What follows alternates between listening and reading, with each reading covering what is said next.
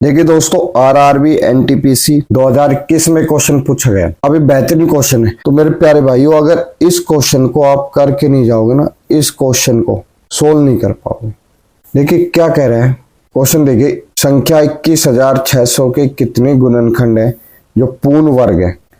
मेरे भाई पूर्ण वर्ग जो संख्या होती है ना, वे क्या होती है पहले तो ये समझिए। इसको कहते हैं परफेक्ट स्क्वायर। ये वह संख्या होती है जिस संख्या का गुना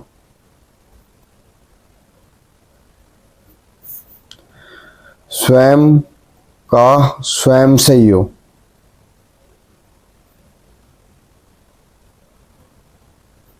जिस संख्या का गुना स्वयं का स्वयं से ही हो वह संख्या पूर्ण वर्ग कहलाती है। ठीक है, देखिए पूर्ण वर्ग संख्या का यूनिट डिजिट,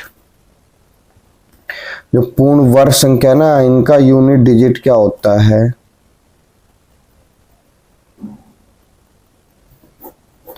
यूनिट डिजिट हमेशा 2, 3 और 7 नहीं होगा। यानी इनके लास्ट में कभी भी 2, 3, 7 और 8 नहीं आएगा। क्या क्या आ सकता है, 0, 1, 4, 5, 6, 9 आ सकता है। ठीक है, और इनके अंकों का योग क्या होगा,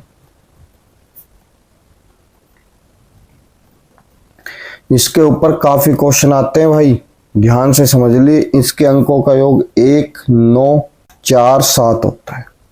1, 9, 4, 7 होता है। 216 इंटू 100, 216 के फैक्टर करता हूं तो क्या आएंगे, 2 की पावर 3 और 3 की पावर 3।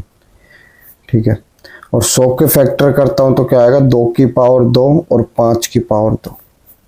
2 की पावर 3 और 2 की पावर 2, दोनों का बेस इक्वल है तो क्या आ गया, 2 की पावर 5। अगर बेस इक्वल रहता है ना, पावर ऐड हो जाती है।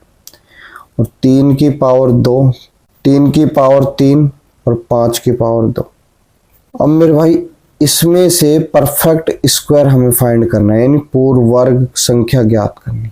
पूर्ण वर्ग संख्या में जो इनकी पावर रहती है ना, वो क्या रहती है, पावर जो रहती है ना संख्या की, पूर्ण वर्ग में संख्या की जो पावर रहती है ना,